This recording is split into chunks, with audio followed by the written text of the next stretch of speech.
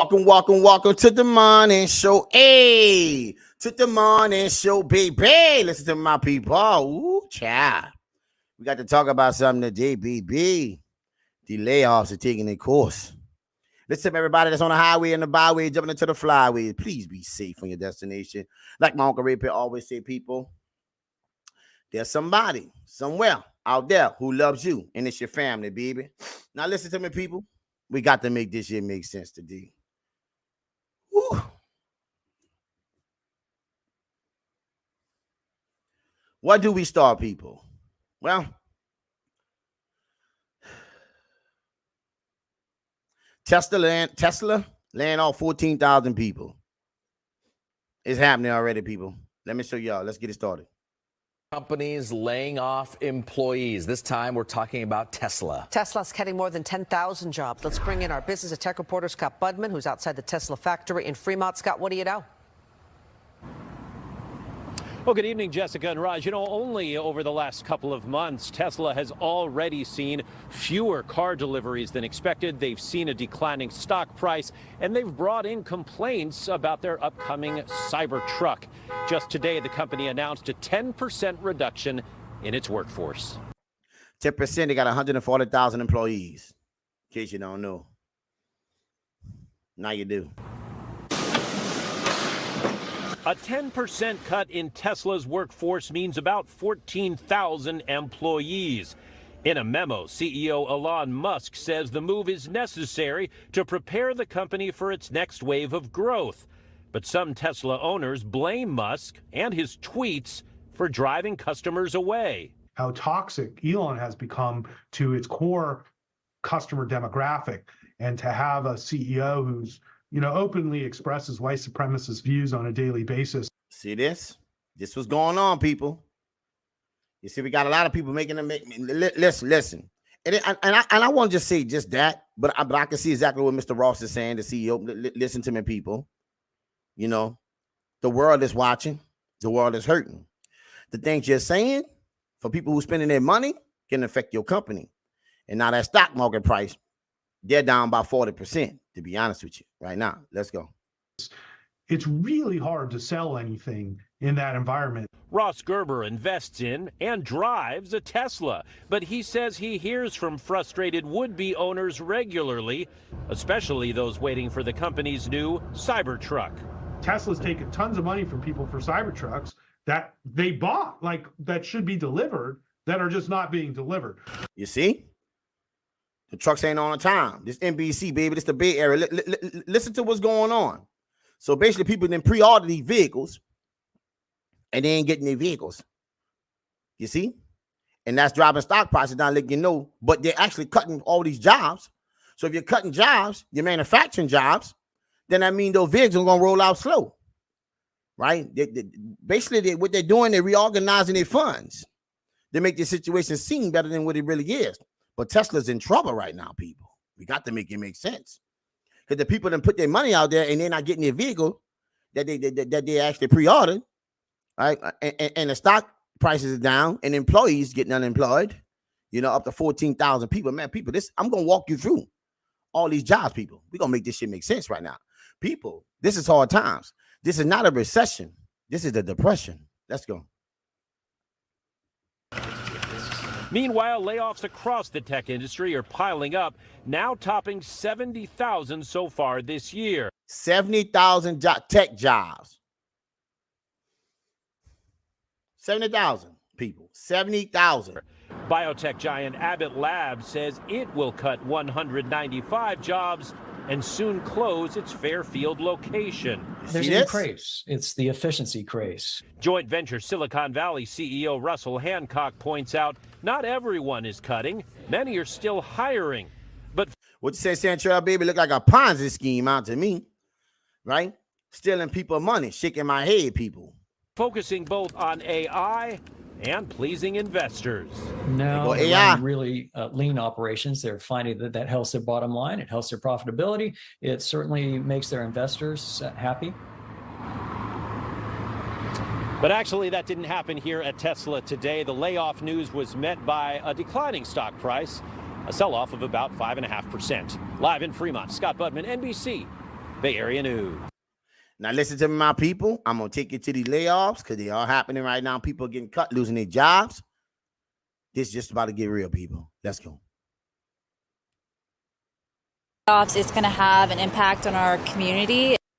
Well, anytime where we have layoffs, it's going to have an impact on our community. This week, Tesla told the Texas Workforce Commission it plans to lay off 2,688 employees from its Austin facility starting in June. That's more than 2,600 people District 2 Councilwoman Vanessa Fuentes says are now scrambling to figure out their next steps. This is going to have a direct impact in their livelihood, how they're able to make ends meet for the families that they are supporting. The news comes on the heels of the company announcing income was down 55% during the first quarter of this year. There was also a 9% drop in vehicle sales year over year. Fuentes said, year over year, so it's been declining. Now, why is this happening, my Uncle Red Pill? Well, let me just explain something to you. Technology is only good, people, when you got the key.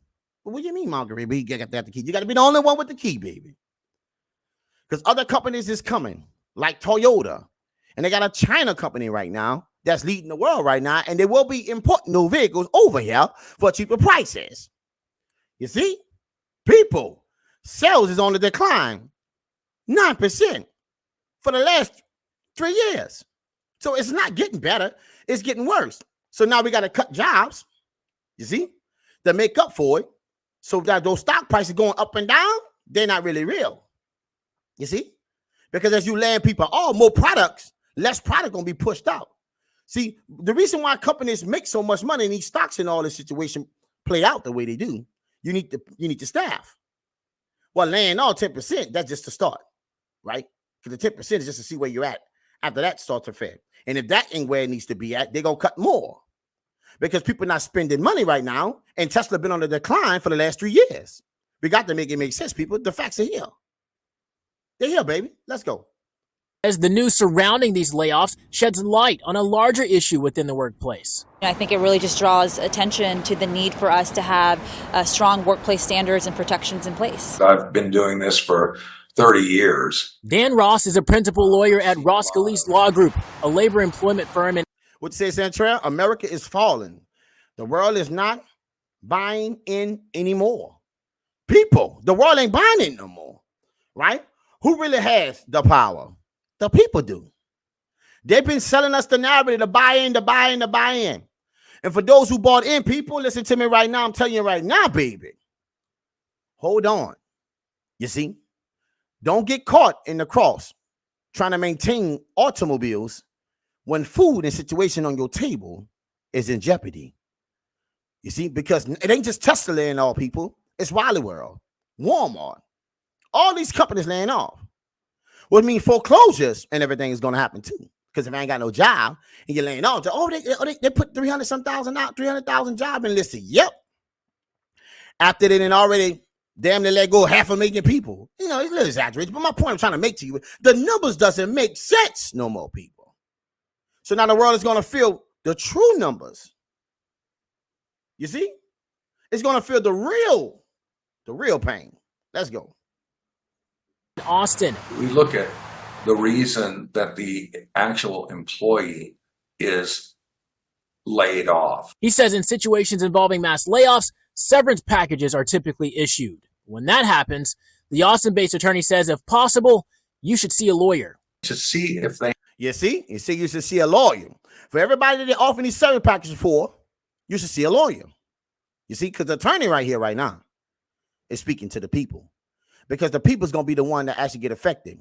Would mean the banks in situation going to be in jeopardy because they ain't going to want to loan no more money. Why? Because they're going to be trying to recover money. Foreclosures today, people, over 4.4 million people is behind on their money, on their mortgages. If you don't know that, listen to me, people. This is tough times. Let's go. But this is Austin. I'm going to take you around the globe and let you see. Even when it comes to Google, yes, they're coming too. Microsoft, yes, I got that too. Let's go.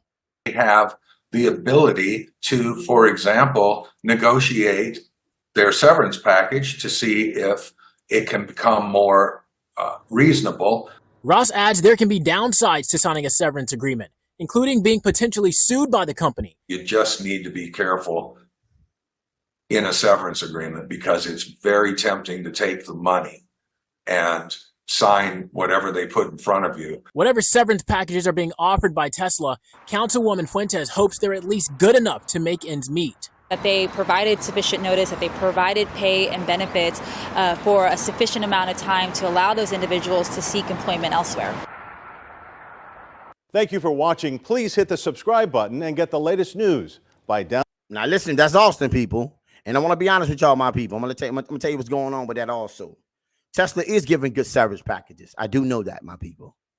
Because I know listen to me. People are dealing with this right now. It's somewhere around 20K. You see, they're giving them big pay. That right there is Austin. Okay? True numbers coming. Okay? That was Austin, my people. What'd you say? He needs his jobs. Go sue, say the lawyer. You got what I'm saying? The cuts is coming, people. That's Austin. Let me walk you around the globe, baby. Walk with me. Tesla, including 2,700 people here in the Bay Area. This is the Bay. 2,700 jobs in the Bay. You got that?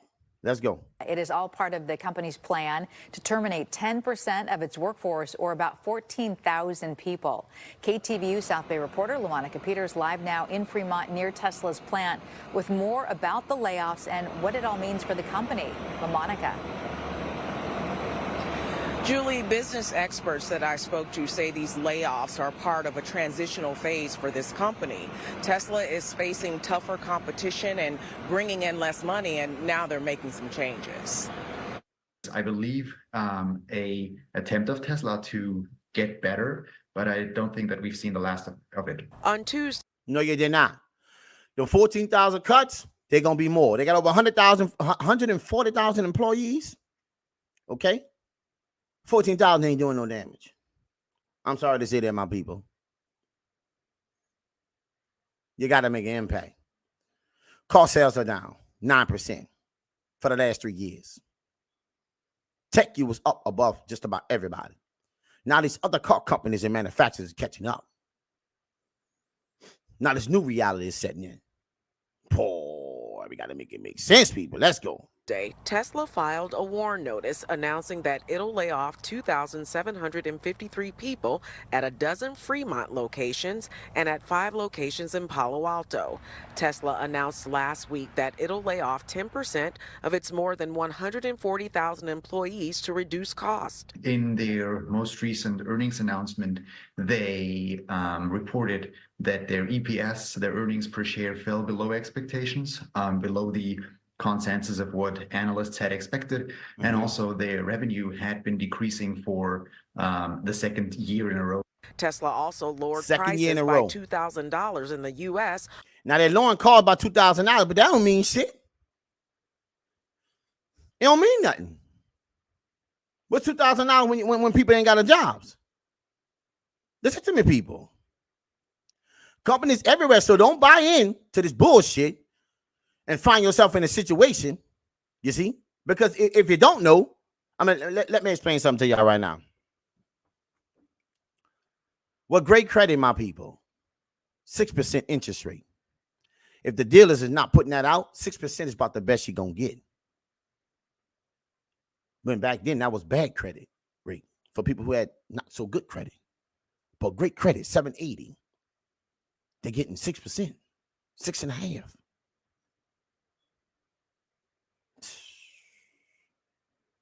The whole credit game is going to be in trouble now. On 3 of its models, facing more competition in the electric vehicle market from companies like BYD and China. Now, BYD, let me explain something to y'all. Listen to me, my people. Pay attention to what I'm trying to tell you. BYD has been invested by Warren Buffett. Yep. Can you right now? Got that? Those people is invested into those cars. You see? And you're coming. You're coming. That's a China company. I said, oh, they over there in China. No, they're going to come here too. Because we're a capitalist country. Let's get what they say. Let's go. China, the car company has seen a drop in deliveries. The electric vehicle market from companies like BYD in China. The car company has seen a drop in deliveries and lower demand for its cars in the first quarter of this year. Specifically in China, where BYD is now leading the charge in terms of vehicles sold worldwide. I think kind of look like a Range Rover. And those vehicles come at lower cost than the average Tesla, are very attractive, and are making inroads. Still, Grote says Tesla is one of the leading car companies in the world. And despite the recent layoffs, he thinks Tesla's technology and brand marketing will keep the company afloat. I do believe that there is the possibility that we'll see more layoffs, because Musk has announced that he wants to launch hot and heavy into more automated production, robotic factories. AI. He investing billions of dollars in it, baby. You got that? Let's go. Probably a lot of AI in that as well. The layoffs are expected to start in June, and after announcing that they would produce more affordable cars next year, Tesla's stock rose 11% on Tuesday. Julie? LaMonica Peters reporting live tonight in Fremont. LaMonica, thank you. Listen to me, my people. People are losing their job every day. And when you go into these dealerships, see, interest rates are high. So banks is not lending money like that. It comes with a stiff cost. You see? Let's go. Let me take you around the globe, baby. These people losing their jobs every day. I'm telling you, I've been telling you this for a while, people. Welcome to the morning show, people. This is real. Is laying off more than 3,300 employees in California. The majority. Oh, we're in California now, people. Walking around the globe. We're going to walk it out. I need people to understand how severe this is.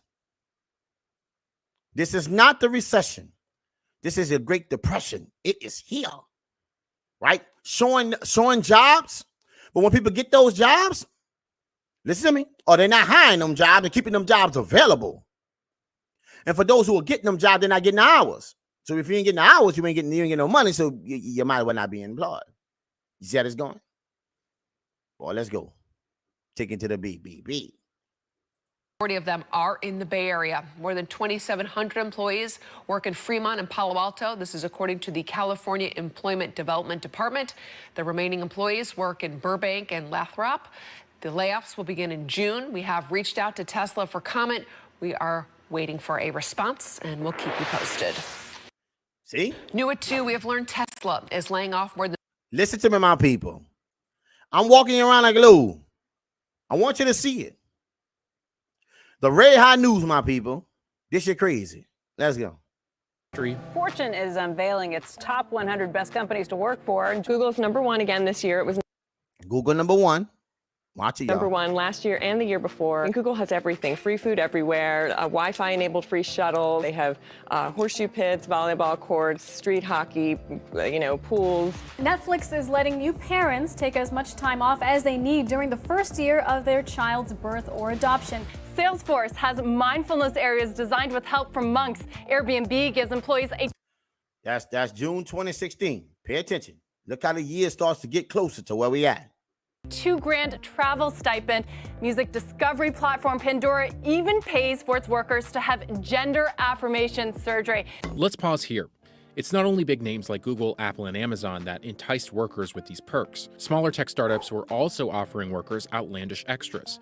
Everything from performance-based prizes to an endless supply of company-branded swag. Top performers every month for the New York office get an actual custom oil canvas painting. So if you pop it, actually reveals a secret room. We have meetings in here, do poker, and maybe even close a deal, have a shot of whiskey or something. Here is a must-come spot for anybody who comes to New Relic. It's where we have all our swag, all our New Relic pride. And the great thing is you can just come and grab whatever you want.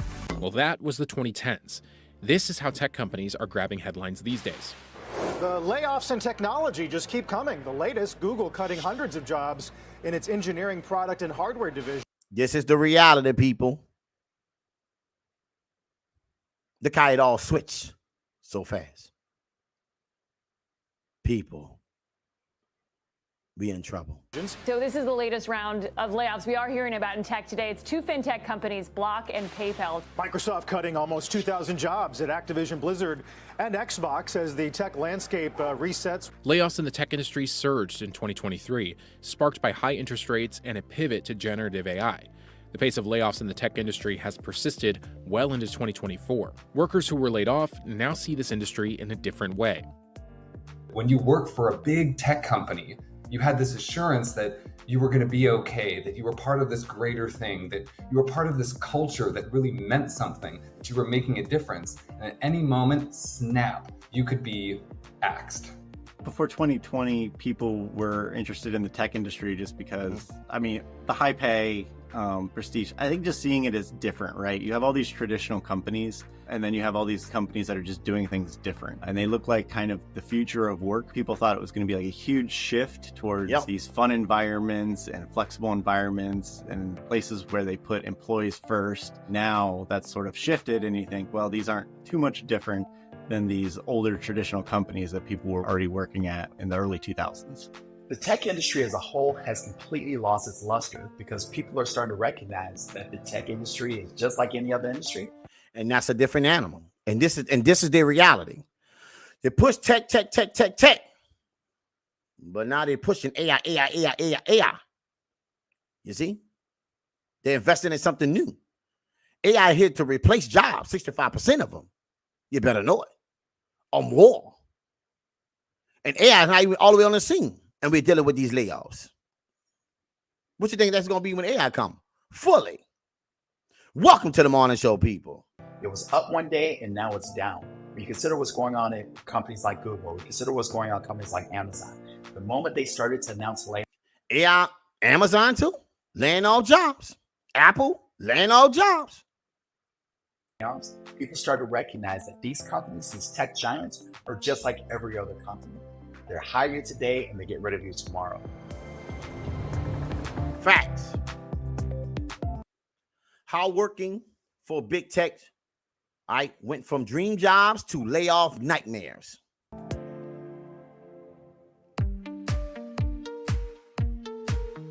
The tech industry completely dominated the news headlines in the 2010s. After the 2008 financial crisis, the U.S. Federal Reserve brought interest rates to near zero and kept them there for years. So they brought the interest rates down to zero. So people start buying, lending, kept them low. Okay?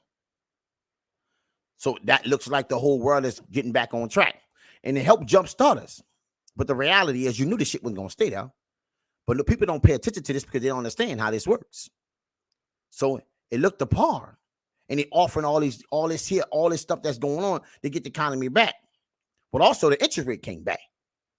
Now inflation is in the building. Take a look at it today. It kept on going up and up and up. That allowed tech companies and startups to borrow money at rock bottom prices. And open the floodgates for venture capital money too. Boosted by ultra-low interest rates and a ready supply of venture capital money and skyrocketing adoption of smartphones and social. See, it allowed all this stuff to come in, but they got to come back to get that money out of it because they wasn't lending no money. So they wasn't making enough money off the interest rate because there was no interest rate. Damn near 0%. That's an incentive for any company to actually jump on board. But was it reality? You see? That wasn't our real reality. Because where we had to go at, that wasn't what it was. It made you buy in to a situation that wasn't real. And now it's time to come back and recover. Now people losing their jobs. This is what's happening, people. Media, tech companies took over the stock market as well. Working at one of these tech companies became a way to get rich. Employees often got a good portion of their compensation paid out in stock options. As tech stocks rose, workers got richer and richer. The tech-heavy NASDAQ, for example, rose about 347% from January 2010 to December 2019. Netflix was the biggest gainer among the FANG stocks. Take a look at that. Netflix, 4,000% up. While Amazon, 1,200% up. Apple, 837% up. Meta, 387% up. Google, 327% up. With no interest rate, no money.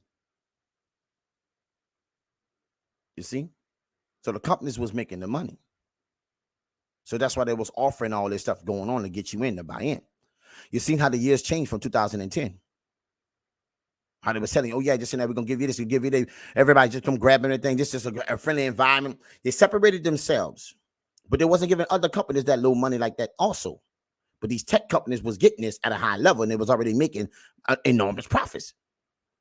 But it wasn't our real reality, because the real reality is interest gonna have to come with this money. This is how the government makes their profit.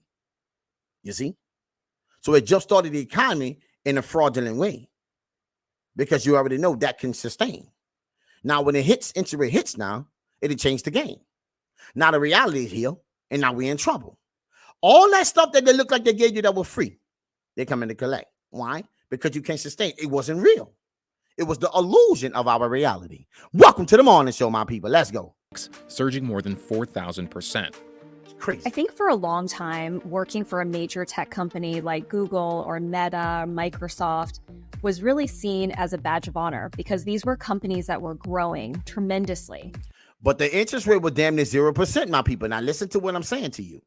But a lot of people don't know that. And rightfully so, you wouldn't run about that shit. But I'm telling you today, and I'm showing you right now, the government got to make their money. You see? Profits. What we doing? I got to get some. We live in a capitalist society. The government needs this to run a whole lot of things. Now it's time to come in. Ooh, child. And through most of the lifetime, for many of our current students right now and our recent graduates, all they saw their entire childhood was growth. They saw these companies get larger. They saw them innovate. They saw new products that really transformed their day-to-day life. So to be able to work in those companies was seen as prestigious, and it was seen as a very positive step in building their own careers to be able to contribute to the technology that they themselves and their families used every single day. People definitely look at you differently when you have Microsoft or a larger tech company on your resume. People have called it the easy door into your next job or whatever. I don't know if it's that far, but definitely especially if you're going to a place that is built on Azure and you have Microsoft experience, that seems like a no-brainer. Or if you have going to somewhere that's a Google-based company and you have Google on your resume, or Amazon, I think it probably puts you towards the front of the line. Wow. When COVID-19 began, the economy initially struggled, but the tech industry thrived. The Federal Reserve's swift action. But it thrived. No money. Lending money damn near at 0%. So their companies were making all their money. You know that wasn't going to sustain. That's not our reality. Interest is how the world operates. In other words, there's debt. Have to keep on going around. If all the debt in society today was paid, then our world will crash, because nobody owed nobody nothing, so cash flow don't circulate. You see, this is just people. You got to understand how the money moves. All right, they made us believe the money was moving the way it's supposed to be moving, but at the end of the day, it wasn't moving like that, because the people, everybody want to get their cut. You see, this shit is crazy. Let's go. Actions such as cutting interest rates back to near zero boosted tech stocks. This in turn led to an increase in tech jobs, primarily as people stayed home. See? However, tech stocks took a hit once the Fed started raising rates in 2020. There it is. I told you, because this is truly the reality. Tech stocks are way down. Why? Raising interest rates are the culprit. See, listen to me. If you thinking that this was going to sustain, my people, but a lot of people wasn't informed of what was going on behind the scenes. So this ain't just, and this is November the 1st, 2022. This ain't that far away. We in 2024. You see? So now the rates are up. Trying to pay some of that money back. So what companies do? They lay people off. They never had the intention to pay it back. Or help the listen to me, people. 2022. So the industry started using mass layoffs as one of the many ways of What I told you. Wall Street loved this. Technology companies are cutting jobs, and Wall Street. Listen to me. I'm telling you what it is. It was fraud. It sold us one reality, the illusion of the truth. And people bought in and got all these degrees and all that. Now listen to me, people. This is your reality today. Move reflected in the bounce in tech stocks in 2023. The tech-heavy NASDAQ climbed 43% in 2023, its best year since 2020. In the pandemic, the tech industry saw some pretty big pickups in job posting gains on the Indeed platform. We saw in the pandemic. You see, because they were flooding money in this situation to try to bring it back. Once again, another situation that wasn't real. Because once they pull that money off the table, off life support, right? They got to find a way to thrive. And this is when it happens. So it wasn't never getting the same amount. They hired all these people, right? But the companies grew too fast because they grew on not a solid foundation. They grew off of something that wasn't real. And hoping that you can sustain this, and they couldn't. So now these companies started losing money. In order for me to balance the equation, what I do? I start cutting jobs. Stock market take hits. Tesla is dealing with it right now. I'm showing you what's going on, people in society today. They sold us a lie. This shit wasn't real. People bought into this situation. Now they're about to see exactly what's going on. This is not a recession. This is a depression. You got that? You see? What you say, Central, baby? Because China building for time, not money. Seems like communists care more about the people than capitalism. Pump and dump economy, people. Capitalism is an illusion. It's an illusion, my people. It is an illusion. And a lot of people stuck in it, Chantrell Marie. And they don't understand. There ain't no way to get out of this now. We got to go down. Let's go. Really strong hiring. People were at home. They were consuming more of kind of these tech goods and services. And many tech companies adjusted to that and hired more workers. So we saw a big run up in 2021-22. And then in 2023, we saw some of that demand start to kind of cool down and soften. In 2024, so far, we've seen somewhat similar to 2023, some layoffs being announced. We've seen kind of a continuation of pullback. Nearly 25,000 tech workers were laid off in the first week of 2024. Why is that? You see? Let me take you, people. I'm showing you. In job postings in the tech industry. But again, a lot of these layoffs that we've seen so far this year in 2024 have really been about right sizing and adjusting to a world of post-COVID consumer demand and trying to figure out what does the world look like after COVID. So that growth wasn't really real. Now the people that they hired to overcompensate for the fake growth because that money not being actually charging interest. Got that? Everything was all profit. So that allowed them to hire more people and push more narratives. But now interest rates in business. We got to get our money out today. Now those company margins start to shrink. And stock also. So what we do to try to raise the stock, we cut employees. Back to what it was. People, listen to me. That's what it was. A lot of it really comes down to businesses making moves to really understand, where their consumers are and trying to, fit their workforces to that demand.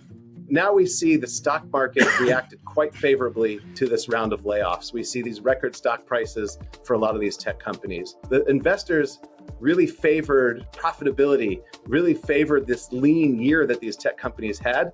And so instead of rewarding the growth that we saw and them all pursue years ago, they're now rewarding profit. And so the layoffs have continued. People have become used to them. And regrettably and sadly, it seems that the layoffs is going to be the new normal. The new normal.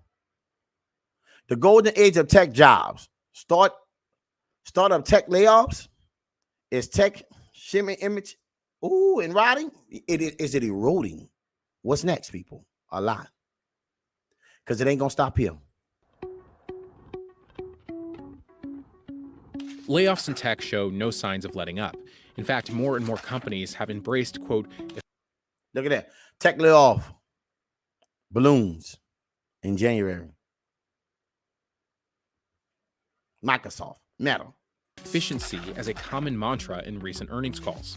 A memo sent out by Elon Musk to the staff outlining that the company will be cutting more than 10% of its global staff. The layoffs are the first for Apple since the pandemic and come 600 employees. In other words, them 600 right there is what they never needed in the first place. That was based on fake money, not really actual growth. You see?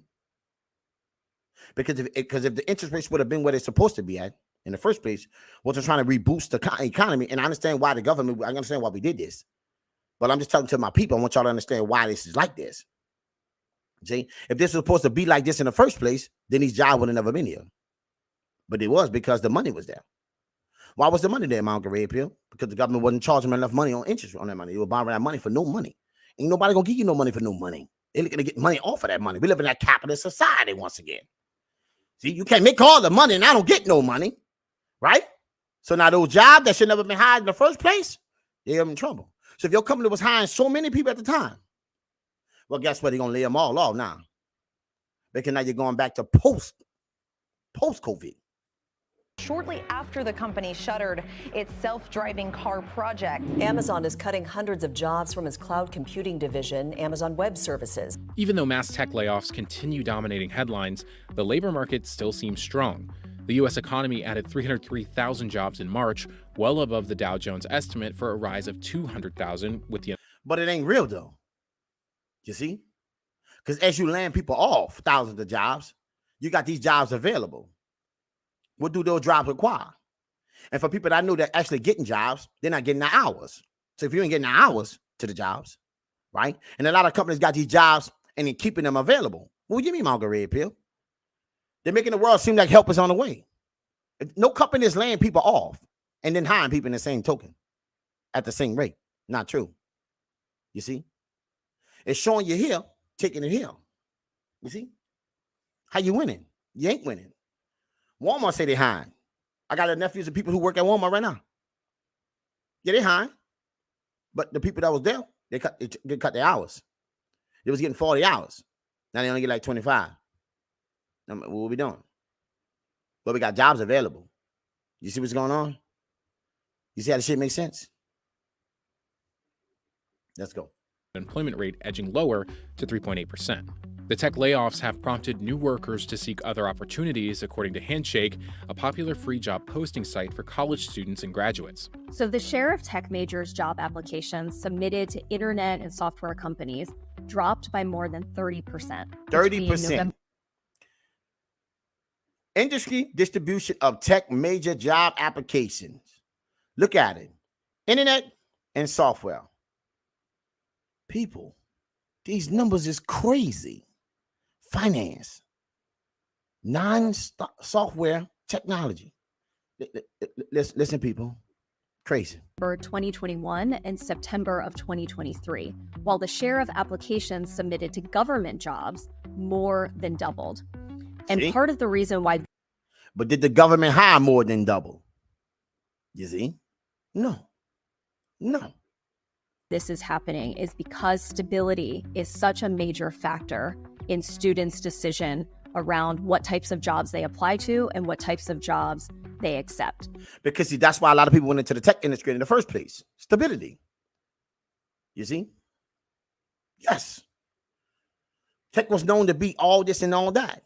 Now people starting to realize that it's just like a regular job down the block. It's the illusion. Now the reality is here. And people getting laid off behind these jobs. They keep going. Let's go. 77% of this recent class of graduating class of 2024 ranking stability as the number one factor they're searching for in the job. 77%. Well, people, this is scary because stability ain't really here like that no more. 2024 cares about stability as the number one factor. And the government, for example, is an entity that provides a strong level of stability, whereas they're looking at the headlines in the news and they're paying attention to all of the layoffs that are happening in big tech, and that makes them feel unstable. The layoff pandemic has not necessarily impacted tech the way we thought it was, largely because of the fact that these jobs still pay really well. And there's still a degree of luster. It's not nearly as exciting as it was 20 or 30 years ago.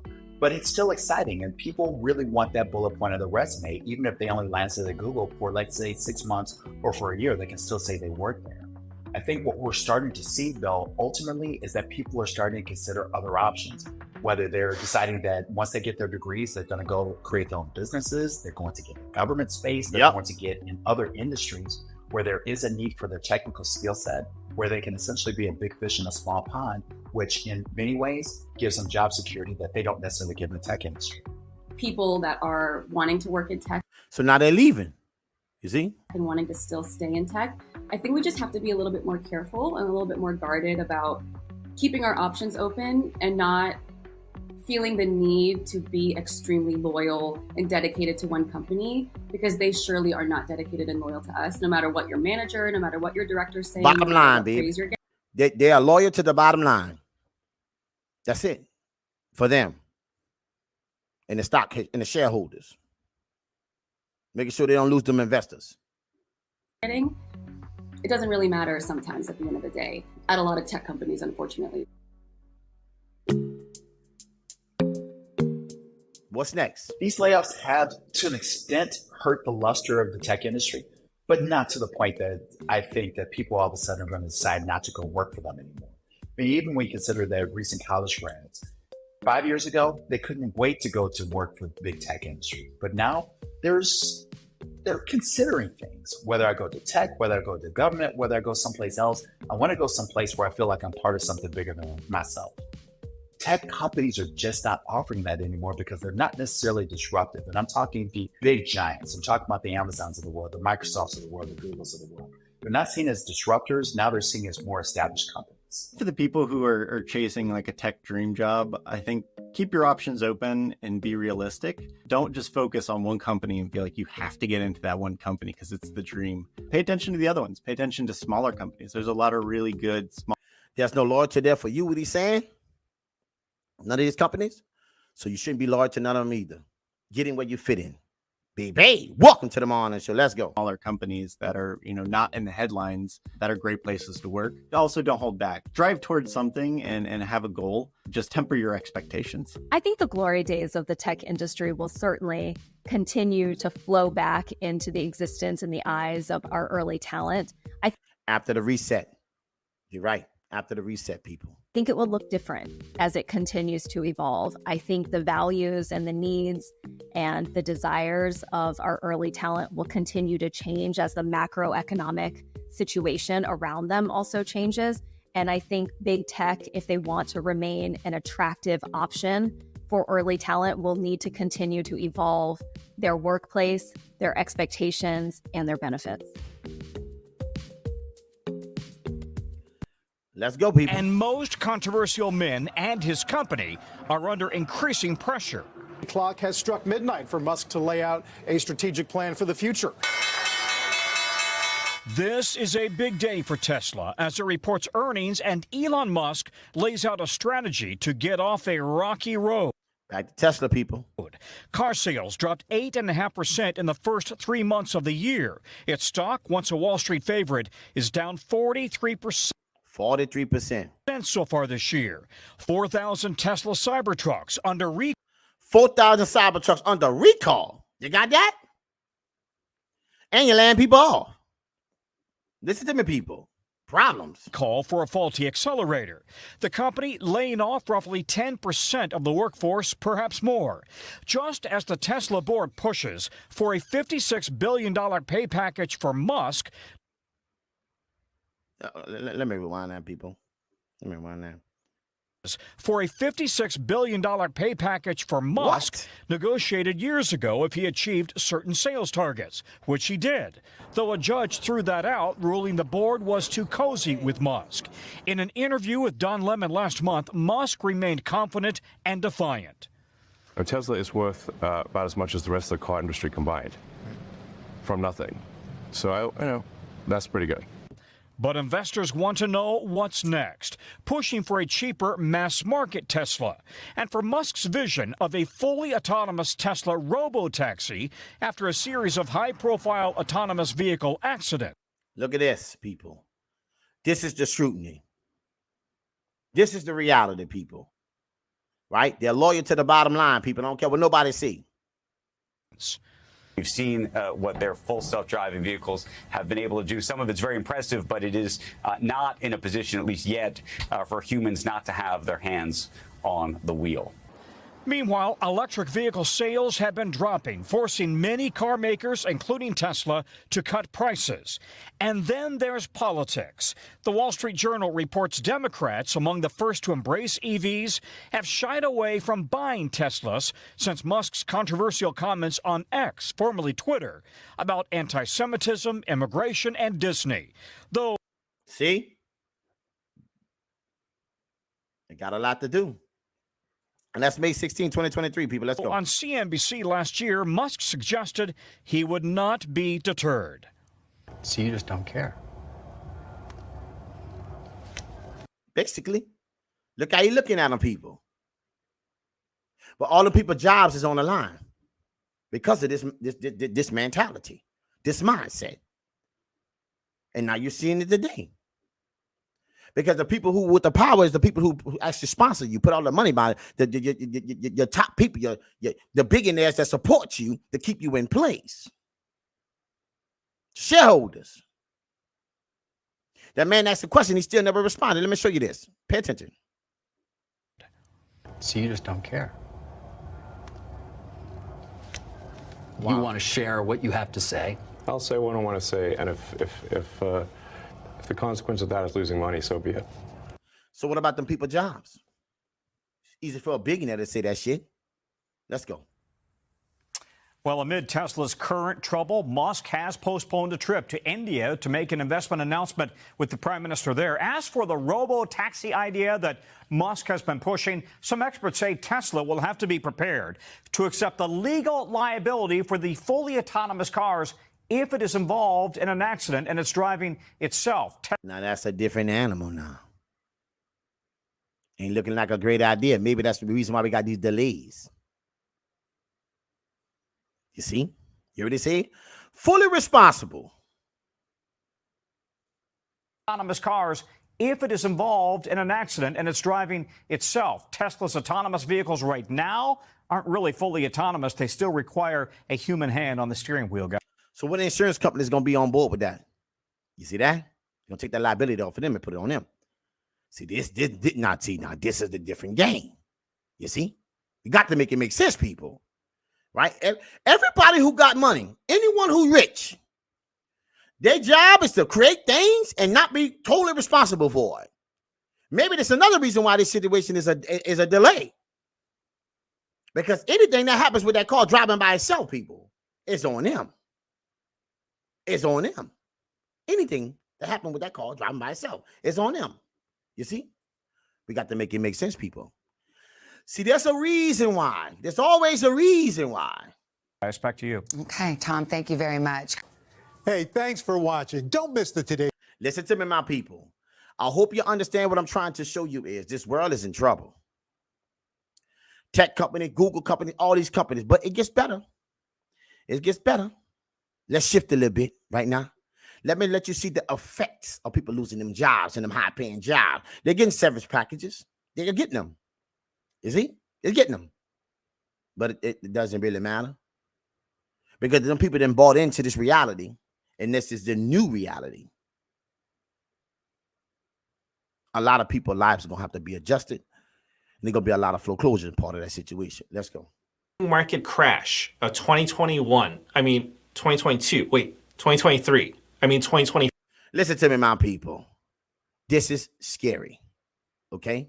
This is scary. Let me take you here. Closures are happening right now. The banks are taking people's houses, like this one right behind me. You can see this house is very clearly vacant. No one's living here, and there's a sign on the door talking about how this property is under management from Guardian Asset Management, a receiver for the bank who foreclosed on this property. And they're talking about how it's going to be offered for sale soon. And foreclosures like that are starting to pop up more and more across the U.S. housing market, with Adam Data Solutions just releasing a report saying that there was a meaningful spike in foreclosure activity in the first couple months of 2024, as more and more people, more and more homeowners are running out of money, not able to pay the bills and the mortgage on their house. Because here's what a lot of people don't understand about the U.S. housing market right now, is that the debt-to-income ratio for home buyers is at a record level. According to data from Fannie Mae, the debt-to-income ratio for home buyers was 39% in 2023. Meaning that the average home buyer in America is spending almost 40% of their gross income on mortgage and debt payments. That's even higher than what occurred in 05-06 at the peak of the last housing bubble before the big foreclosure crash. You see? You see? The numbers don't lie, people. This is your reality. You got that? For the big home price crash. And what I think a lot of people in the housing market struggle to understand is how little margin for error there is in this housing market, right? With home prices so high and people priced out of the market like they never have been before, even a small increase in mortgage defaults and foreclosures has the potential to cause the entire house of cards to come crashing down. And to show you what I mean, I want to show you an article from Adam Data Solutions, who's one of the biggest providers on mortgage default and foreclosure information in the housing market. They released an article earlier this year talking about how foreclosures increased in 2023. They went up in 2023, but that they were still below pre-pandemic levels. You can see that on this graph that we had about a 0.2%. Look at this, people. Look at this, people. 0.2%. 32,717. It was going up 1.2, 2.3, 2.8. You see? But it never met the levels before COVID-19. But it made us believe that we was actually doing better. But it wasn't. Because I showed you that the government was lending money around these times too. Setting an image, setting an illusion that it was realer than what it was. You see? We got to make it make sense, people. Let's go. Foreclosure rate in 2023, meaning 0.2% of all housing units were in foreclosure. Now, that's still very low, but I would encourage you guys to take a look at what happened in 08, 09, 2010. During the biggest crash of all time, the foreclosure rate spiked and went to barely over 2% of all housing units in that last crash. So think about that, everyone. In that last crash where prices went down 25% nationally and up to 65% in certain cities like Las Vegas. Wow. All it took was for the foreclosure rate to go up to 2% of all housing units. And I don't think a lot of people know that it was only actually a very small share of houses that were in foreclosure in the last downturn. It was 1 out of 50. And actually, I polled you guys on my channel and I asked you the question, what percent of houses had a foreclosure filing in the last downturn? 2%, 5%, 10%, or 20%. Most of you said it was 10 to 20% of all houses that had a foreclosure rate, but it wasn't even close to that. And so my overall point here is that people don't understand, unfortunately, just how at risk this housing market is. It only takes a little uptick in mortgage defaults and foreclosures to cause big, big problems all across the housing market. Especially with how low home buyer demand is right now. Yep. In 2024, because these insurance companies. Listen to me. For those in Louisiana, my people, let me keep it 100 with you right now. Be paid. These insurance companies tagging on $8,000 to $10,000, $20,000 a year in insurance. You got that? They're forcing people out of their homes as we speak. Boy, y'all not listening to me, B. What's it, Central? People don't understand how our economy works. And this is why I'm breaking it down to them, Sancho Marie. They need to pay attention, baby. You see? Call your people up, because if you think this shit is going to happen, going away, it's not happening. No, it ain't. Because we are exactly where we at when the market crashed in the way. You see? Ooh, baby. Because the housing market and home prices, it's really a function of two different things.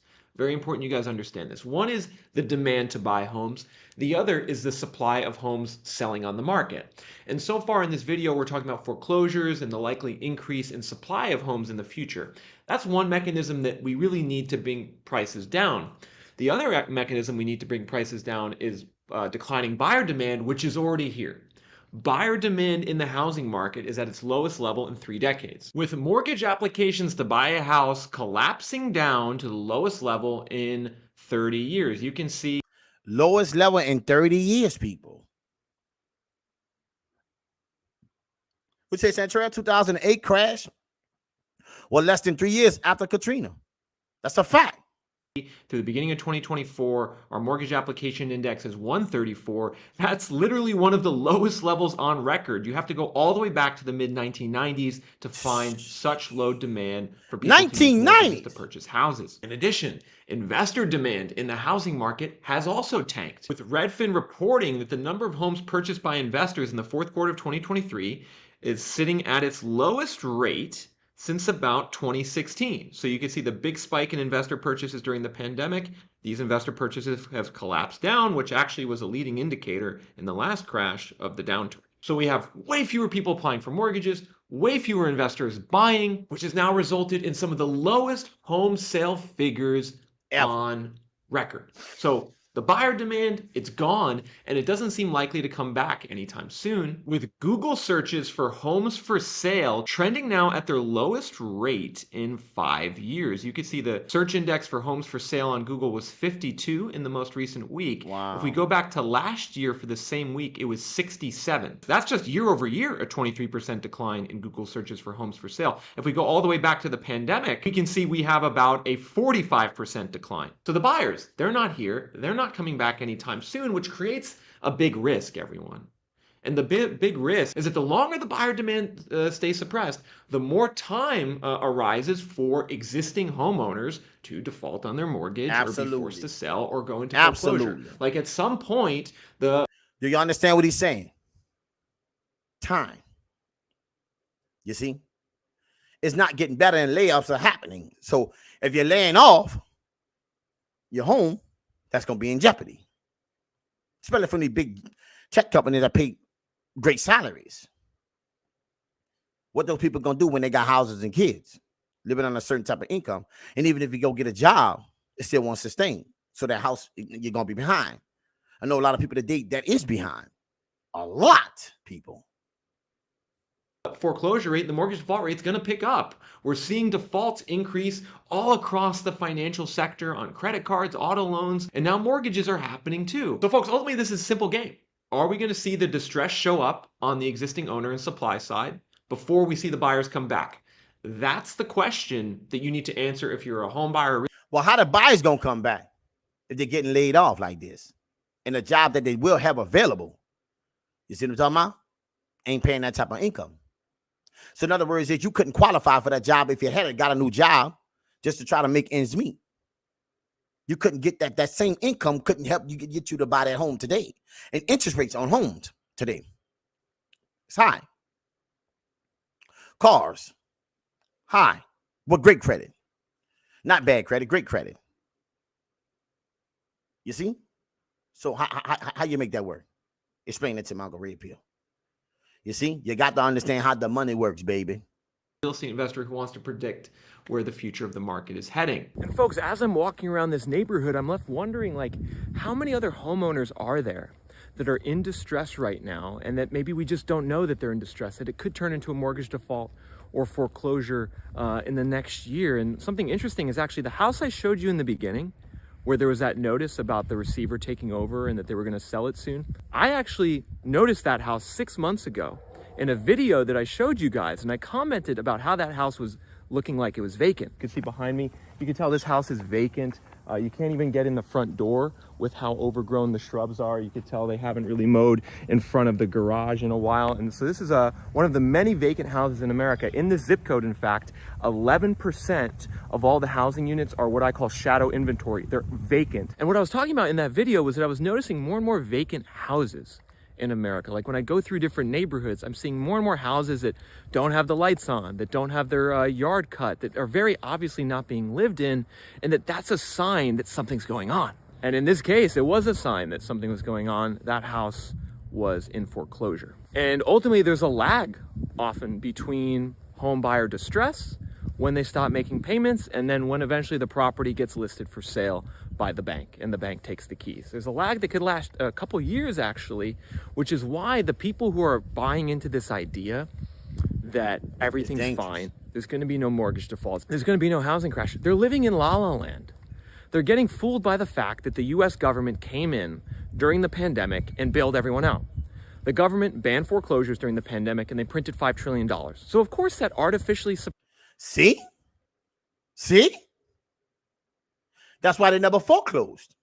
$5 trillion.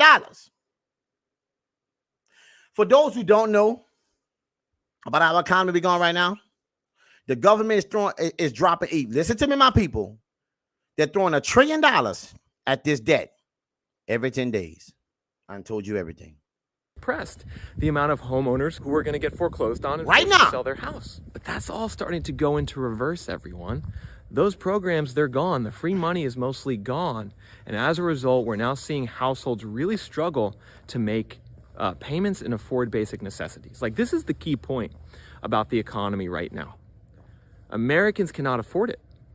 The savings rates, they're near record lows. Americans are saving only about 4% of their income on average each month. That's about half the long-term average. Why are the savings rates so low? Well, it's because everything got more expensive during the pandemic. The inflation went way up. Property taxes, homeowners insurance, rent. There it is. Because in Louisiana, it made the news. $20,000 on insurance. You see what I'm talking about? It's crazy. Grocery bills, all that got way more expensive. Well, the wages, they didn't keep up. And for a little while, the situation was okay. But it was never okay. It just never snowballed the effect. You see? It was selling you the illusion that everything was okay. But it was on life support the whole time. Now you see the results from it not being real. And people who was getting jobs, those jobs today is going away. Because they promoted that underneath something that wasn't real. Low interest. You know that shit couldn't stay like that. So now it's time to recollect. And you're going to see a lot of other businesses go down. What'd you say, Sancho Marie BB?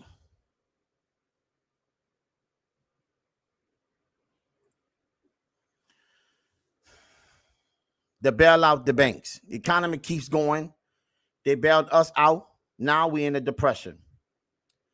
It is an economy mess because of our greed by companies. Nothing should have increased when we were in bailed out. And companies took advantage of that, sold the illusion, and now it's time to pay up. It's crazy. People had some extra money in their bank account from when the government printed money during the pandemic. See? Now that extra money is gone, and we're seeing the logical result, which is defaults. People are now defaulting on their mortgages at a higher rate than they were 2 years ago. People are now defaulting on their credit cards at the highest rate in almost 5 to 7 years. People are now defaulting on auto loans at the highest rate in 5 to 7 years, indicating financial distress is building across the U.S. consumer, right? And this is something that, unfortunately, is just not going widely reported on, because I think a lot of people in the media, a lot of people in real estate, they don't want to think about this. They don't want to think about the cruel realities of the fact that Americans can't afford to live, and that very likely we're going to see, as a result, a wave of mortgage defaults and foreclosures. A wave that does not need to be that big to cause a large surge in inventory and declining prices. Because this is the other way to think about this, if you're a home buyer or real estate investor, is the fact that this housing downturn has started in many different cities. Home prices in a place like Austin are down almost 20%. 20%. Yet that's happening with very few foreclosures.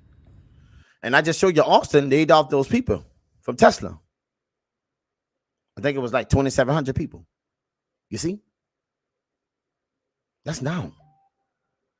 Think about that, everyone. In Austin, Texas, prices are down almost 20%. The foreclosure rate is still 0.1%.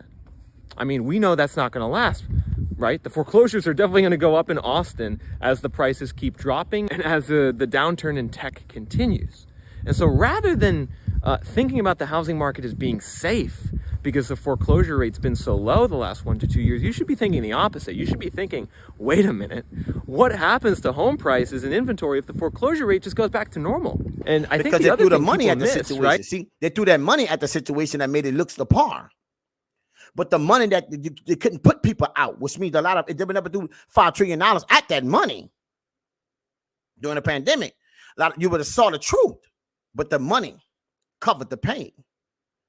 It didn't let you see the real reality. Now that the money ain't there, so the pain is out here. You see? Welcome to the morning show, people. In the housing market and the economy is how quickly things can change. How quickly things can go from 0 to 60.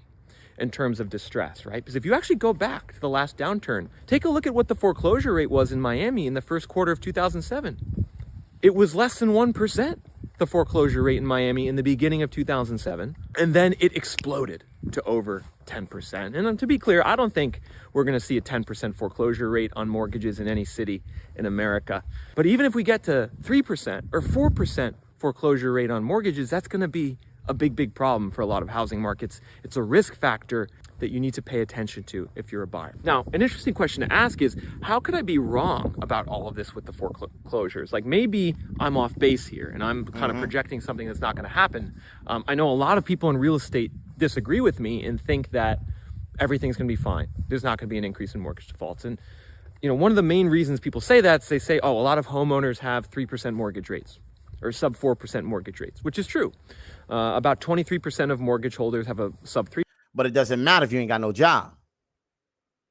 You see, the layoffs, that's how. 3% rate, about half of mortgage holders have a rate below 4%. And so the argument goes, if you have a mortgage rate that low, you would never default on your mortgage. That's what some people say. Or that you would have a huge incentive not to default. And that's true.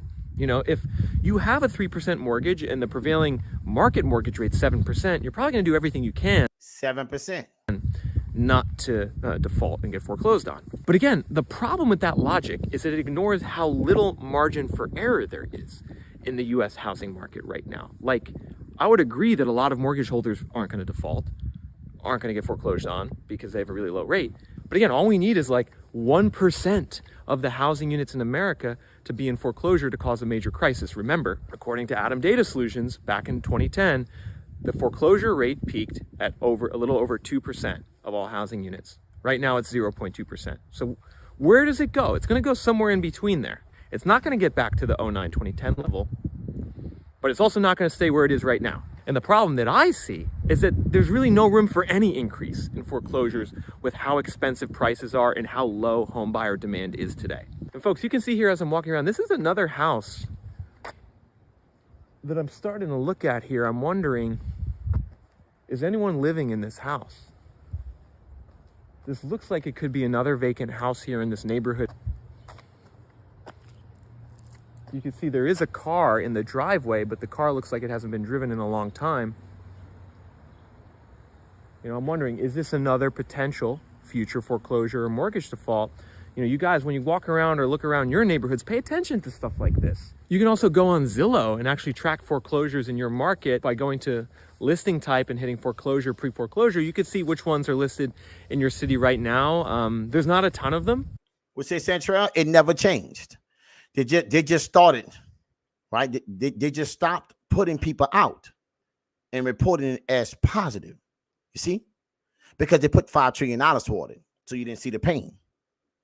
It's a lot of covering up going on, people. And people laying jobs off and people getting jobs today and them jobs can't afford their living.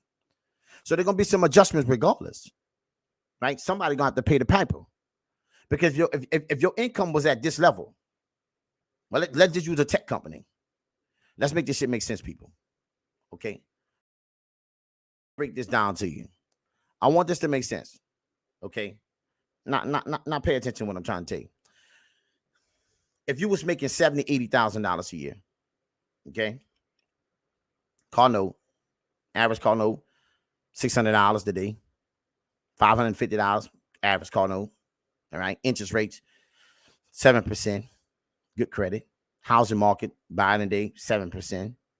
Okay, think about this for a second. That person lose their job, they got to make a decision because along with these cars that they own based on that living, right?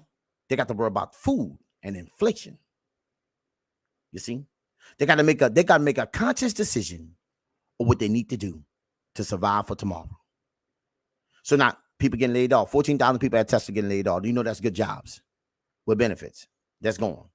Who gonna hire 14,000 people tomorrow? Nobody. It's not happening. They can't just transfer over there. We can't go to Google. Why Google landing people off? Microsoft, no, they land them off too. You see, the pain is around the board. So let's just say them people get a job somewhere else. Okay, cool. They're gonna use that severance package to survive. They try to maintain their living, so they don't go into foreclosure. But how long that lasts? You see, it's gonna drain them down. So they're gonna have to make adjustments in their life and let things go, and start living based on their living, not how they was, but how they are today. And a lot of people ain't gonna want to do that.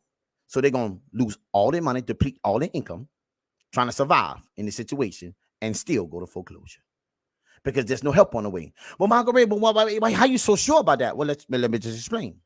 People cutting jobs, 1,000 stores from Dollar Tree getting closed, Walmart laying people off. Even if you get a job, you can't make the income because the income don't support your lifestyle no more, because based on that lifestyle right there, it ain't that no more. So all this stuff that you have going on based on that income, something gonna have to move. Car gonna go back, repossess. House, need to sell it. Well, that's a problem too. What you mean that's a problem? Housing market down. People not filling out applications. They showed you that just now. You see? This got disaster written all over it. This is our reality, people.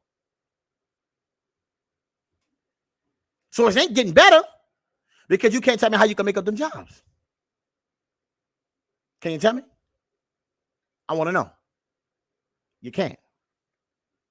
I know people right now that's behind on their mortgage. A lot. You see? So what's going to be the incentive for the bank to want to lend money when they already know they're trying to collect money? And people ain't actually, buying them homes staying vacant. Why? Because money bad. Inflation. So now you got to make a conscious decision on surviving day to day and run about a lifestyle that you were portraying to America. People, this is a different animal. Welcome to the morning show. Like Sancho said, it never changed. You see, they just stopped putting people out. It was banned because that would have been happened already. So they put a Band-Aid over it, but didn't create a way to sustain a lifestyle. A Band-Aid is a temporary fix. We got to put some cream on it to make sure it's healed. Put the Band-Aid over a cut, baby, without the right treatment, the right ointment, it ain't healing the way properly. And that's what happened. So before it can heal, the reality came out. Band-Aid came off. Now you see the pain. Still the same. But they reported it as a positive thing when it wasn't. You see? Boy, listen to me, my people. I need you to understand this. Whenever the next bubble is, that's where the people are going to dump money. You're right. It's going to happen. Foreclosure is coming because of other rates, insurance, taxes, HOA fees. Everything is going up. But the income that people are making is going down and losing jobs. So how you going to sustain the lifestyle that you normally have? They're going to force you out. The renting. Listen to my people. Go in your city, right around. Look how they're building apartment complexes. Because a lot of people are going to be there in a minute.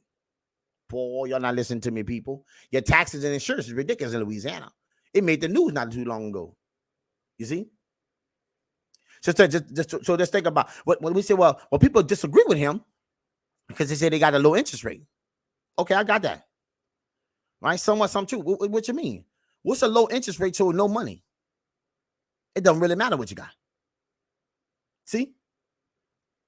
If my lifestyle and the money I made was here, it covered all this. Now it don't. Just some adjustment going to be made. What means some shit not going to get paid. It's clear. Period. Disaster written all over it, people. I promise you, BB. What say, Sancho Marie? Our economy is based on debt. That's the only way it keeps afloat. $1 in your pocket is someone else's debt, and people don't understand that, Sancho. I don't have to break that down to them. The money that you have, somebody had it before you. Same dollar. It circulates. What happened when the dollar stops circulates? What happened when the debt stopped going? Well, what you mean? Why the dollar gonna stop circulating? It is right now. So you get inflation. People starting to hold money, right? Jobs ain't paying money because people ain't spending money because people losing jobs. A lot of people living on their savings. 70% of the people in society today are living paycheck to paycheck. Well, them numbers gonna come out and they're gonna be different in a little while. Include people that 6 figures. So don't think it's just low end jobs. You see, it's up too. Nobody's telling you this, but I'm telling you this now. You see, the money we have is somebody else's money. It's a debt. You see, somebody comes in and take that debt from you, take that debt from them. They pass the same dollar. What happened when the debt stops? When people can't pay the debt, the economy goes in inflation because the only thing that keeps it driving is people spending money. You see, Boy, y'all better pay attention to what we're saying, people. Hey, welcome to the morning show, people. I need you to understand what Margaret Red Pill is saying, people. This is a serious situation. All right? You got to make it make sense, people. It's not a game. Let's go. Redfin and a variety of other online real estate data companies are artificially manipulating home. Pay attention to what I'm showing you. Home values to extract tens of billions of dollars from everyday American families to push forward into government services. And what is happening right now is really shocking. A lot of people don't know this. Do you know VA home loans? They're not reporting on this foreclosure data. People that have a... See?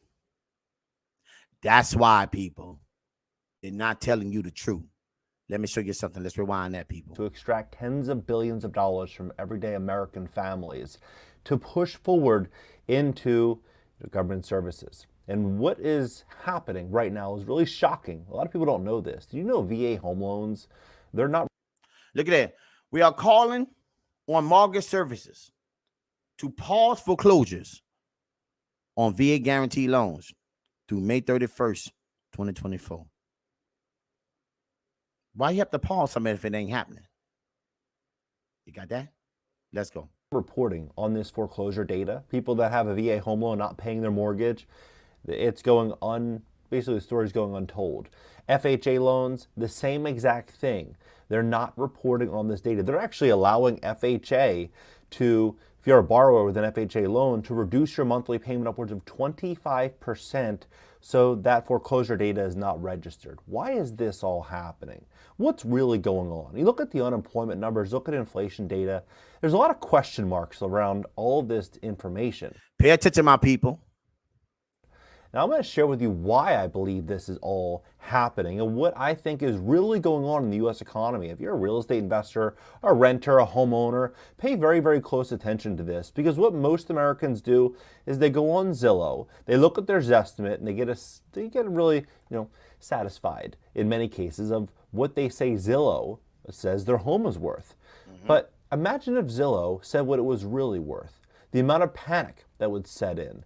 The reduction across the tax base nationally. Everyone will be challenging their tax base. All of this would completely change the perspective of the U.S. economy. Overnight. And where we really are. I'm going to break it down. I'll give you the facts. And at the end, you tell me, what do you think? Please hit the like button. Hit the like button. YouTube will share this content to educate the people about what's going on. Check out the product. Check them out, people. America's economy and housing market. And if you'd like to fix your credit, we would love to help you at my company, GreatCreditFast.com. That's GreatCreditFast.com. If you have late payments, medical bills, charge-offs, foreclosures, bankruptcies, repossessions, or any negative item in your credit report, go to GreatCreditFast.com. Click the link in the description just below this video. Schedule a free call for Monday. Take a look at this. So, VA home loans. The VA is asking lenders to pause foreclosures until May 2020. May, people. May. January, February, March, April. May is here. May is here, people. You see? Not good, man. 24, right? Now, VA home loans, they have 3.7 million veterans that have an active home loan, active VA home loan. 3.7 million. Look at FHA. FHA is helping to reduce the monthly payment with a payment supplement. You're right, Santrell. See, credit, the biggest scam ever. And this will temporarily reduce a borrower's monthly mortgage payment up to 25% without modifying the mortgage current interest rate. Now, why would they be offering all of these products and, opportunities to homeowners if the economy was so great? Why would they be doing this? Impacting millions and millions and millions of properties. Presently, FHA has insured more than 40 million homes since 1934. And as of September 2022, more than 1.6 million FHA borrowers who had their ability that was affected by the pandemic to avoid foreclosure. So 1.6 million people would have likely walked, a good chunk of these 1.6 million would have walked through foreclosure, right? Imagine what that would have done to the perspective of a strong economy, a recovering economy. Now, look at this. This property, for example, Downey, California, near Los Angeles, 5 years ago, you could buy a home in Downey for $400,000, $500,000, you get a nice house there.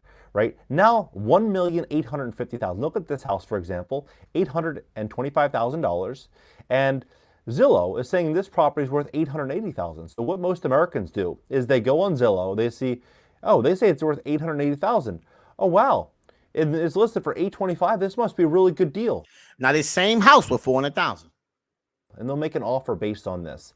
But what they don't realize is that when you go down and you look at the actual Zestimate, what they're saying is in 2019, they're saying this property is worth $469,000. In 2021, they're saying it's $530,000, right? So during this entire period, they're essentially saying the home value has doubled. The value has doubled inside of the last 5 years, the last 4 years, right? Make that make sense. How is that actually possible? It's not possible, people. It is not possible, people. There's nothing you can put inside that damn house to make it double and get real numbers. What? Now, when you look at Zillow, and this is, this is almost common, right? Where home values have doubled in the last 3-4 years. But let's look at this. So Zillow, if you look at a lot of their major shareholders, you have Vanguard, BlackRock, Morgan Stanley, State Street, a lot of the, a lot of the big names that everybody knows. The same thing is true with Redfin, right? Redfin, BlackRock, Vanguard, a lot of these really, really big companies are majority shareholders. They own blocks and blocks and blocks of the stock. And many of these companies, they have a lot of control over almost everything, right? They have a strong grip on most companies, most big companies. They have a large block of stock in, and they are playing a really big role in our everyday lives, whether we know it or not. Now, when you look at the tax base, they say right here on Business Insider that the average national tax base is about 1.10% of a property's value, is what they're saying. And they're saying the median home price in the U.S. is $244,000, right? That's definitely not true, right? $244,000. Now they say that how much is property tax on a $300,000 home in California? And good luck finding a home in California for $300,000, but they said it was $2,310 based on the tax base of 0.77%. And so what happens is when values fall, a lot of people contest their tax base. They'll ask for a revision, and they'll hire a company and they'll try to get their tax base. That's a fact, Central. Value is based on one person's perspective. Like the value of art or wine or women. Baby! Welcome to the morning show, Central. Baby girl, you're on your queen. And it is reduced based on what's happening in the neighborhood, based on the economy, based on their home value. Now, when you see that 70% of Americans have, the typical American has 70% of their net worth tied up in their primary residence. So you start to look at this, people, they see this home that they think is worth $500,000, $600,000, $800,000. And it's not. But the true market value is pretty far from that. And I mean, look at this. So for example, they say here in 2021 that the average home was in Q4 trading at about $423,000. Now they're saying it's almost the same, $417,000. So right now, back then, with a 3% mortgage rate and a 6% down payment, which is the average down payment for a first-time buyer, their mortgage payment would be $2,450.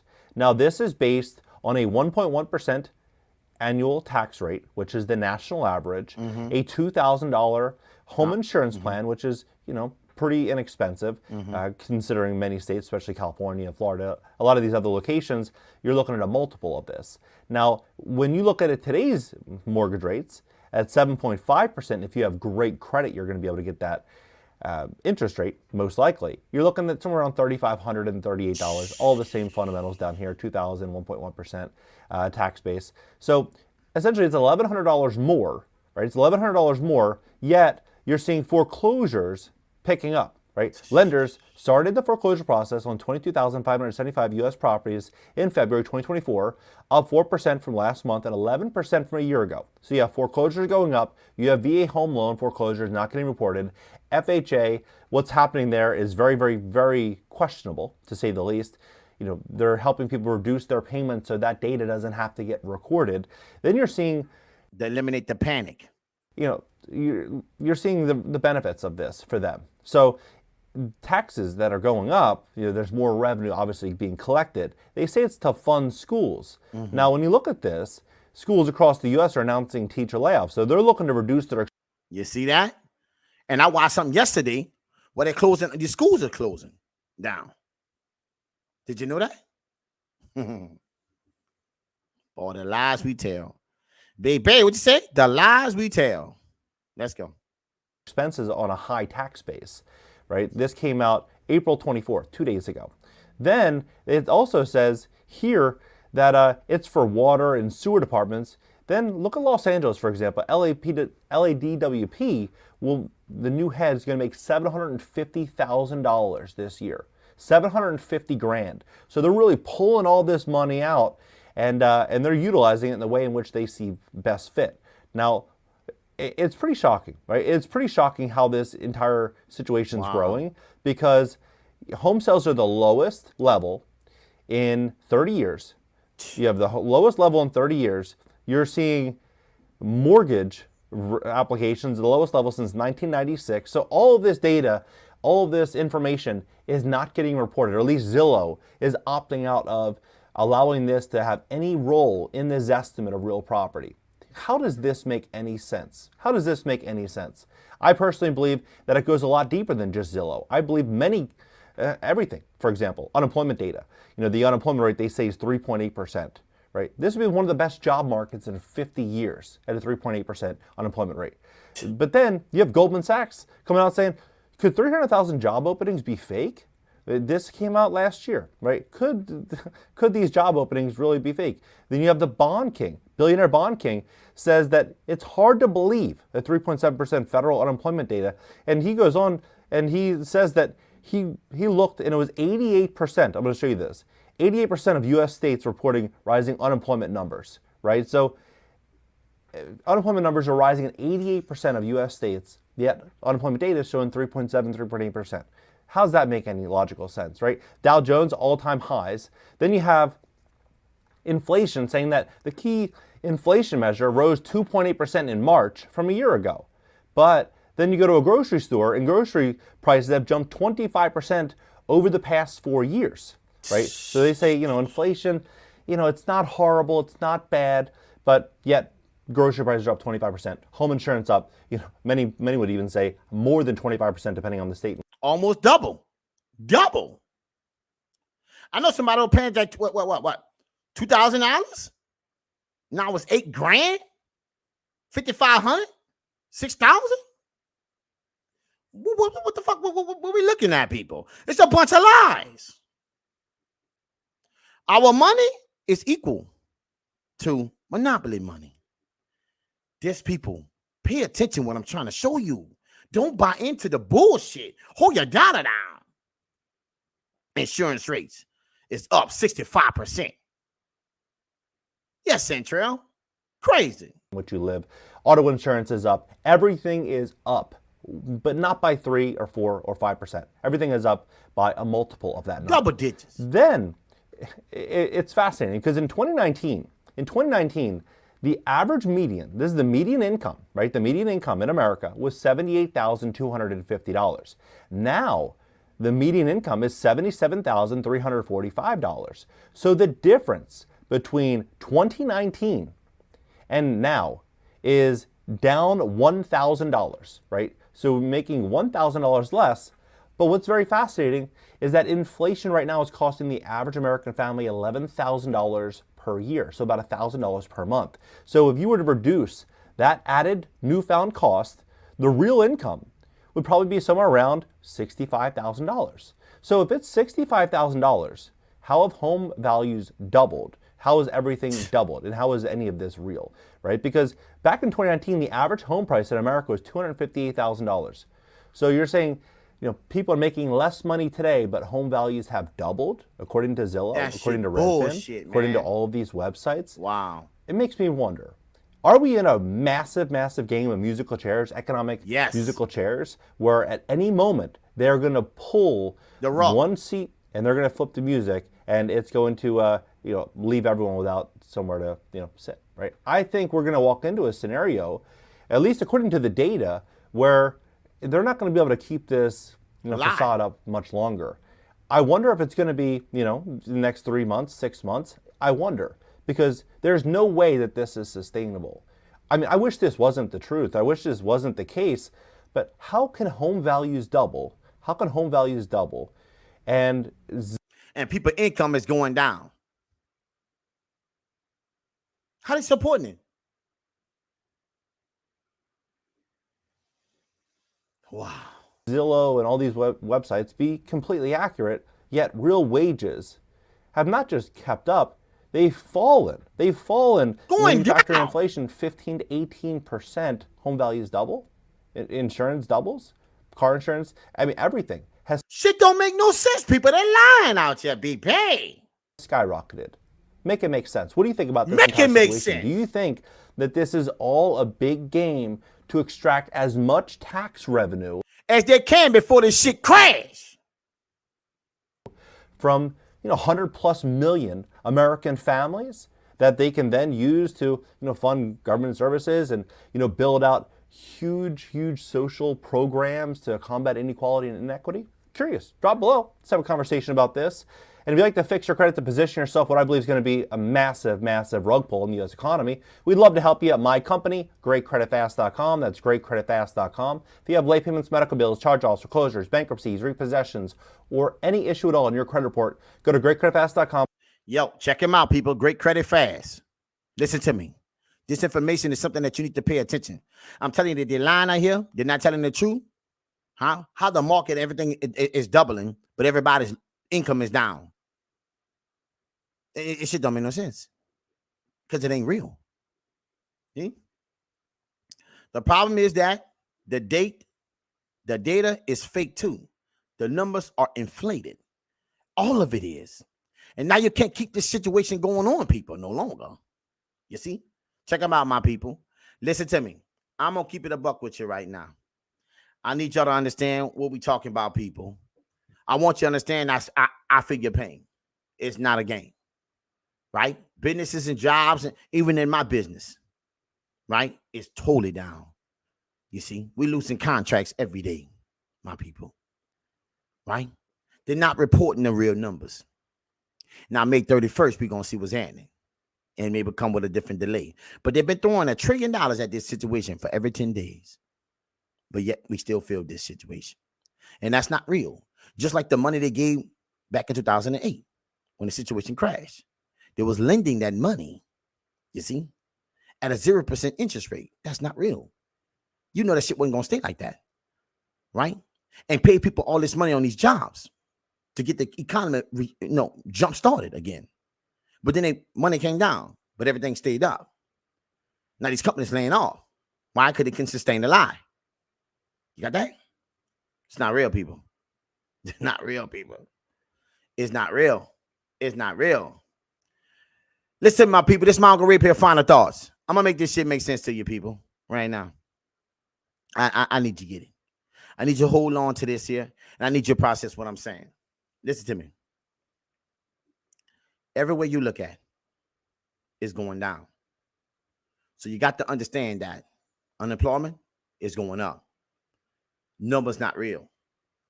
They're hiding foreclosures. They're not telling you the truth, right? They're telling them hold off on foreclosures. But what's going to happen when actually May get here? What was up? May here. So are they going to jack the rug? Are we pulling money out of the economy just to hit you with that hot track and make you figure it out when you already got to figure it out? I'm telling you, hold your money, people. Because what you see ain't real. It's not real. Nope. Not real. Everything I'm telling you, everything is down. Inflation is up. Money is down. All right? Now the housing market is catching up now. It's down. People not interested in buying. Interest rates is up. Call loans down. Buy banks, lending money. Interest rate up. Anything that take money from you is up. But giving you money is down. So tell me how this shit makes sense, people. The lies we tell ourselves. I want people to start paying attention to this reality. Stop buying in. Start selling out. Because as you buy in, and they pull that rug from underneath you, you're going to wish you never did. And my Uncle Ray Pill telling you, baby, I showed you facts, we showed you numbers, showed you data. You can't run from that. Men lie, women lie, numbers don't. Men lie, women lie, numbers don't. But they've been lying about these numbers. You see? And that's why we have a problem. But when you look at the data and you compare year to year of where we were before and where we at today, you understand that these homes it's impossible for them to be able to double. They inflated this shit to make us not feel like we were going through this depression. But it's here now. Tesla laying out 14,000 jobs. Google is too. No, wait. Did I even show y'all that?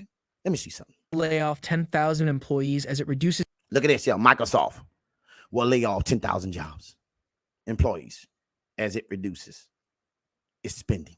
Its spending. This move will impact as much as 5% of the company's worldwide workforce and result in $1.2 billion in costs for severance and reorganization. Listen, my people. Pay attention to what I'm trying to tell you. This shit is a nightmare. You got me? These big tech companies land people off. Ain't nothing safe no more. But a government job. Government protecting these FHA loans, and they're not, and these HUD homes, they're not allowing these people to actually report the real numbers. They're helping companies who people owners, all right, mortgage owners in these situations today by giving them money to hold off on showing the real numbers so the world can try to buy in. Eventually, it's going to sell out. You can't sustain this lie for so long. You're starting to see the pain. How shit doubles when your income don't, but yet the economy growing. Make it make sense. Listen, my people. Holla at your people, man. Holla at me, BB. Keep sending me them letters, them posting videos. You know what I'm talking about. Why? Because the work is not done. I'm showing you that it ain't done. It ain't done with us yet either. So hold on to your coins. Don't buy in, sell out. Or else you're going to get yourself signed into some shit that you wish you would have never did. It's all about living day to day. Don't worry about the things that the world sold us before, because it's not worried about us. There's nothing right now when it comes to a job today. When the major companies in society is laying people off, I suggest you sit your ass tight if your company especially ain't that. And AI is on the way to replace those jobs. So when they lay off all these jobs, who gonna hire these people when everybody just like them is laying off too? See? We got to make it make sense, people. Listen, everybody, thank everybody for coming out. Sancho Marie, baby. Love you, baby. You see, we got to make it make sense, people. This ain't a game we gonna play. I want my people to understand and be aware of what's really going on, not the lies that the world is telling us. Okay? Prepare yourself and brace yourself for the reality that's coming, and it's not done yet. Because once they start reporting the real numbers, then you're gonna see the real pain. And then you're gonna get the real panic. That's what they're avoiding. Along with us going to war right now overseas. You see? It's a lot of things moving, people. But just tune in to my Uncle Red Pill. I'm gonna keep you informed. Thank everybody, listen to me, everybody. Thank God for what it is. You hear me? Stay focused. Stay disciplined. Don't fall into the narrative. It's gonna take you down. That's why the economy today is going down. You see? Once again, everybody, thank everybody for coming out, baby. Like I always say, welcome, welcome, welcome to the morning show. Hey, to the morning show, baby. It's